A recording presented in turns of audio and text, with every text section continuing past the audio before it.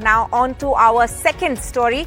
Now the Supreme Court has schooled the Delhi Development Authority over the government authority axing trees in the southern ridge Satbari area of Delhi. The DDA had axed over 400 trees in the area in order to construct an 11-kilometer long road from Chhatarpur to Salk University. Now, the top court said that the act amounts to criminal contempt of court and has sought data of the number of trees that have been felled. In fact, the Supreme Court went on to say that every tree is important, and that is what we are highlighting tonight, how right to breathe clean air should be considered as a basic human right. In fact, the National Human Rights Commission has issued an advisory saying that environmental pollution impacts human rights, and by chopping trees, the government body was denying people of Delhi that very right, a city which is globally marked as one of the most polluted, which is why we are discussing it tonight. And joining me on the show to take this on further is Dr. Sudhir Krishna, former Secretary, Ministry of Urban Development, A.K. Jain, former Commissioner of the DDA, and Aarti Khosla, founder of Climate Trends and environmentalist. Thank you to all of you for joining me on the show. And I want to begin with asking a question to Mr. Jain. The top court has called it a case of criminal contempt, Mr. Jain, because the DDA had put in a petition asking for permission to chop those trees. The Supreme Court denied it, but the authorities still went ahead and did it anyway. Surely a government body like the DDA should have known further, should have known better than this?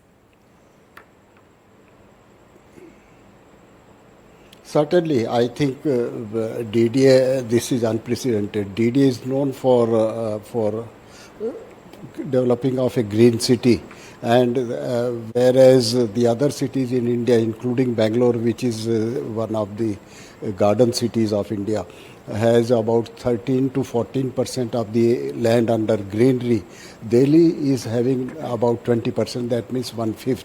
And compared to Calcutta, which is 7%, Mumbai, which is only 4%, Delhi has always been liked by the people because of its greenery. And the whole thing started with the concept of Leonardo da Vinci, that for meeting the oxygen demand of people, we have to have about 40 square meter of the foliage, green foliage, so that with carbon dioxide can be converted into oxygen. But if we translate this in terms of planning, about 10 square meter per capita is the necessary green cover which a city should provide. And the DDA has been working on this. Besides the ridge, which is about 8,000 hectare of the area or 80 square kilometer of the area, there are 26 protected forests covering about 16 square kilometer of the area, then 9 biodiversity parks, 800 hectares, then 4 regional park covering about 8.60 or 860 hectare, and then there are 111 district parks, 631 hectare, and 255 neighborhood parks, and then of course about 16,000 municipal and NDMC and cantonment board parks, which we call local parks. So right. Delhi has always a tradition and had been a path breaker in terms of greenery. But when it comes to this kind of news that the Supreme Court has been hauled up DDA for cutting of the trees, I think this is very unfortunate, and this should have not happened. Exactly. Ms. Khosla, if I can bring you in, 400 trees is a lot. The Supreme Court has still asked for a revised data of the trees which have been felled, but few people may argue that it is the cost of development. But from the perspective of a city like Delhi, please explain to us, why is this order so significant? Aarti Khosla. Like you're saying, 400 trees in one stretch of about 11 kilometers to make a road. And you're talking about air quality and the fact that trees allow us to breathe better air. But let's not forget that we are also living in age of very high temperature. Delhi is undergoing a heat wave almost, which means that in a highly urbanized environment, trees also help you with protecting from what is known as the heat island effect. if you walk around in urban areas in downtown, you will actually feel a lot of the heat, and temperatures are 2 to 3 degrees more than what they are in shades or in neighborhoods which are tree lined. And therefore, that kind of a decision to cut 400 trees in a city like Delhi, which is already finding it so difficult to breathe, is not just unprecedented, it's also very preposterous.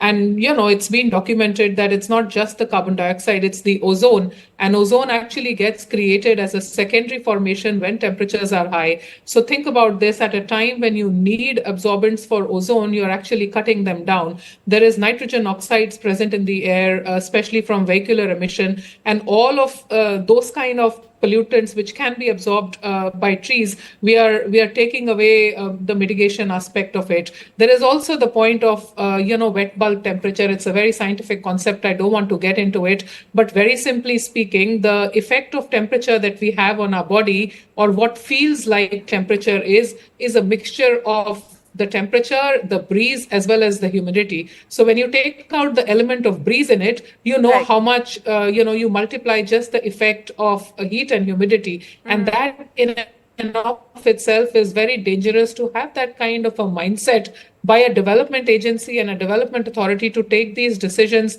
without proper discretion. You cannot bring the trees back. The best you can do is some next steps to grow varieties which are tolerant, which are fast growing, which sequester carbon dioxide, but the damage is pretty much done. And in a place where even reckless pruning needs permission, Right. how come this action took place that 400 trees were cut and they were also sold after that? Green Right. trees were cut and sold. So it's a serious matter for a city like Delhi, which not only prides itself as a wonderfully green city, but Right. also has a lot of, like, a civil society vibrant. A vibrant civil society as well. In fact, I also want to point out that the NHRC, the human rights body, has linked pollution and the impact it has on human rights. Dr. Krishna, if I can bring you in at this point, we've seen a case like the metro shed case at RA in Mumbai. This is another important case here in Delhi where the Supreme Court has pulled up DDA. How can big cities plan better and plan more environmentally conscious manner? I think it is a case of integrated planning, because we do require clean environment, no doubt, but we also require roads, we also require development projects for, which also help people at large. Road connectivity, if it is not developed, then we have congestion on roads, and who suffers the most? Rich and poor all suffer. So therefore, the cities do require roads, cities do require a variety of development activities. So it is also true that environmental protection is required. So a harmony is required between the two requirements, one of development of infrastructure and services, and second of the environment, both in a way that people at large benefit. So I think in this particular case of Delhi, it is a question of mismanagement of the court proceedings and court directions. And of course, it has impact on, it gives a reflection that the administration is not sensitive towards environmental issues. It is not always true, actually, but it is a question of, not putting the jigsaw puzzle pieces together. I think localized planning, awareness among all level of officers, bureaucracy and agencies involved in developmental activities about environmental issue is very much required. We can't stop road development at all. Cities do require. Suppose this road was not there, what you are showing in the picture, if this road were not to be there, then how the connectivity will happen? It will lead to the existing roads will be clogged more and more, and people will suffer. So we do require road, but this planning is also required for the environmental purposes. Yes, Right. no doubt. We will have to, wrap up the discussion shortly, but, I want to have one comment from each of you, because, often enough we see that discussions on climate change sometimes are taken as armchair discussions taking place. I want one solution if each of you can suggest to an issue like this, where there is a question of development versus being environmentally conscious. What can be done, Mr. Jain? What do you think is the need of the hour as far as this particular issue is concerned? 30 seconds and then I go to the other two. Mr. Jain. As a master planner, I've been involved with master planning of Delhi for about 35 years. I can say very clearly and very that we cannot compromise development with the environment. Development should not damage the environment, and we have never